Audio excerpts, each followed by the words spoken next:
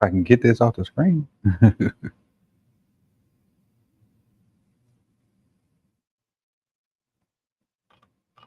Oh, there it is. My bad. Wrong button. I kept hitting the wrong button. So welcome back to Sip Salad Films. I'm your coach. I'm your host, Coach Evans. And today we're going to talk a little bit about what Lamar said in the press conference. And normally Lamar is lighthearted in his press conferences, and he says things that, in a joking manner. And he's never really like upset or mad at anything except with the exception of right after the game. And you can understand why, so a player would be upset or kind of, you know, teed off a little bit after the game. And he's normally respectable for the most part, even after the games. So they interviewed him yesterday. And one little thing that stood out to me that he said, and he was asked a question by Jamison Hemsley, kind of about holding on to the ball and shorter routes and whatnot. And I'm gonna play the clip real quick, and hopefully YouTube don't flag me on it, but I'm gonna play it so it can give some kind of context to what I'm gonna say behind it. How tough of a balance is it between maybe holding the ball a little longer to try to make a play or just throwing it away to try to kind of just to live to fight another day? Is that kind of a tough decision that you face every week? It's only a tough decision if I have to wait for the route to develop, to see if something's going to happen. But if it's short intermediate routes and stuff like that, it won't be hard. Decision making will be easier. Lamar, So with him saying it's hard, well, not necessarily, he didn't say it was hard. He said it's tough if he has to wait on the routes to develop, meaning they have longer developing routes. So that's one part I'm gonna talk about in a second. Then he also comes back and said if it's short to intermediate, decision making is not an issue.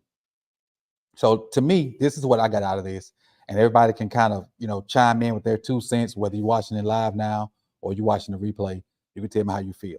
So 2 parts to that.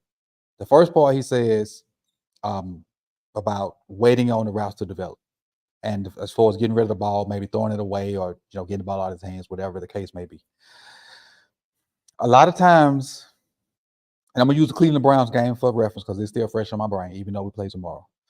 A lot of times when we have third and long situations, and y'all know I keep making third down videos too.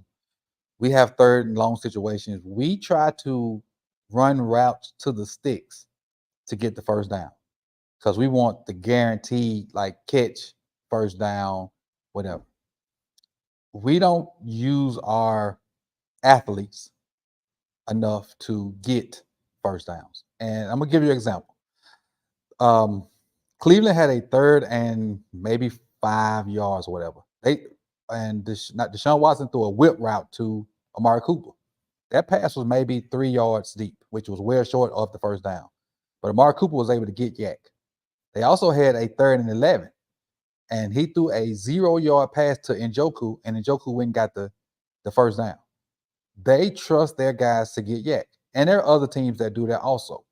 I don't see us throwing balls short of the sticks and trusting our guys to go make a play and get it.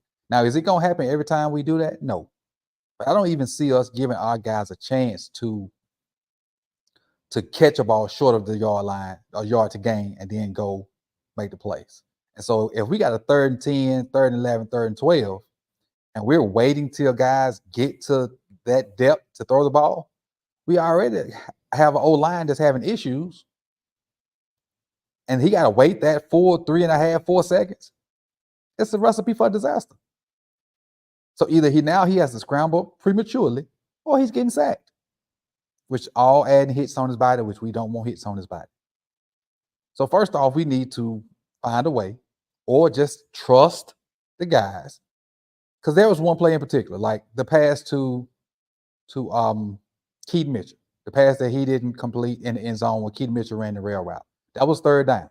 And if you go back and watch the video, I talked about it. Bateman was going across his face open.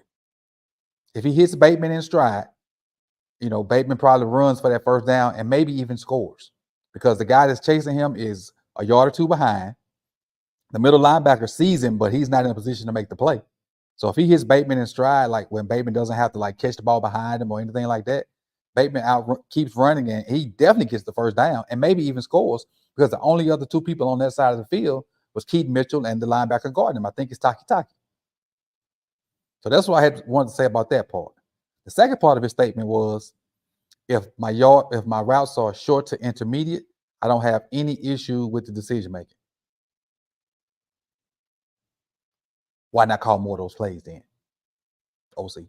If he's comfortable with the short to intermediate stuff, call those plays, get us in comfortable situations so we're not in third and long. Let that happen. Take what your quarterback is good at, maximize it. Don't make him do what you think he should be able to do. Figure out what he's good at. Listen to him. Listen to what he's saying. Okay, I'm cool with the stick routes. Okay, I'm cool with the stick concepts. Okay, I'm cool with the snag concepts. Okay, I'm cool with the drives, the deep overs. Whatever he's cool with, figure out a way to run that stuff out of multiple formations. Don't try to put him in a box and make him run what you think he should run because you got this elaborate game plan. You got the most dynamic person in the NFL catching the ball every time. Put him in comfortable situations. Put him in situations where his decision making doesn't have to be trigonometry. Put him in situations where it's just regular algebra. It's simple to me. It's just simple math. But really, and I don't really take much from the pressers, and I really doing this type of video is kind of different from me because I'm a film junkie. But when he said that yesterday, my antennas went up, and I wanted to kind of bring it to you guys about it. And you guys probably didn't even pay attention to it, probably. So I just want to throw it out there and give my 2 cents on it. But also, before we get out of here, I want to talk about this right here. One thing. Let me get it up. Hold on. One sec. Here we go. Right here. All right, this injury report from yesterday. And obviously, they're probably going to have a walkthrough today, and another injury report will come out today.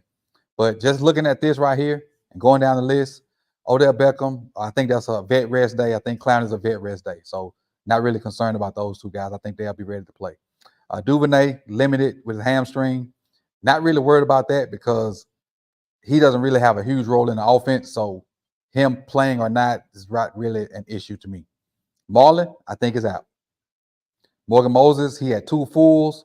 So I think Morgan Moses will be a go. And so with that being said, I think our O-line for Cleveland is going to be Macari at left tackle, Ben Cleveland at left guard, Linderbaum at center, Kevin Zeitler at right guard, and Morgan Moses at right tackle. They got some guys that are out too. So I think that line should be sufficient enough to hold up if a bunch of gap plays are not in our game plan. If a lot of outside zone, inside zone, I think we'll be straight. But if we got a ton of gap stuff, might have an issue with that Macari Cleveland combination on that side over there. All right, going back down the list. John Simpson, that's why I put Cleveland in there. Illness and shoulder. Trent Simpson, concussion. He's a special teams guy, so not really worried about that. Ryan Stanley, obviously, I think is out, so that's hence Macari playing left tackle. Kyle Van Noy, growing issue. Groins can be funny. So I'm gonna assume Van Noy is out, and that will put Malik Harrison in that rotation with Clowney and Oweh and others at the edge position. I don't know how well Malik rushes the passer, but Malik does a great job of setting the edge, and Malik's athletic enough to do that drop stuff from the edge position.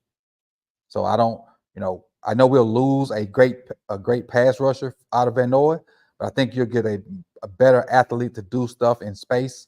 And I don't know how that affects the game plan that Mike is trying to employ versus the Bengals. And it has to be a nuanced one, because if you try to run the same stuff over and over with Joe, he's going to hurt you. And then Darryl Worley at the bottom, hamstring limited, but he practiced full yesterday. So, having Worley is a straight backup. But I think the combination of, let me take this down. I think the combination of, and I think this is what we're going to see most of the game because of how much Cincinnati likes to throw. I think you're going to see some of what you saw Sunday. You're going to see Marcus Williams. And I know people tired of Marcus. Some people tired of Marcus. You're going to see Marcus Williams. You're going to see Geno Stone as your deep safeties. Your linebackers, you're going to see Rowe and PQ. Kyle Hamilton as your slot guy. You're going to see Brandon Stevens. And unfortunately, with Marlowe out, probably going to see some Rocky Sin, Arthur Mollett. Hell, you may even see some Jalen Norman Davis, I think. I don't know. We'll see. we'll see. So I really just want to talk about that injury report and what I heard from Lamar. So I appreciate you guys for coming out, man. I didn't want to hold y'all too long. Obviously, this is another lunch break vid, and I think I may do a few more talking videos about what they say because I think that's what you guys like. And so I see y'all soon, man. This Coach Evans with Sip the Tally Films. Like, comment, subscribe, share. More importantly, share because we're trying to get on the road to 10K. And I'll see y'all soon, man. Peace.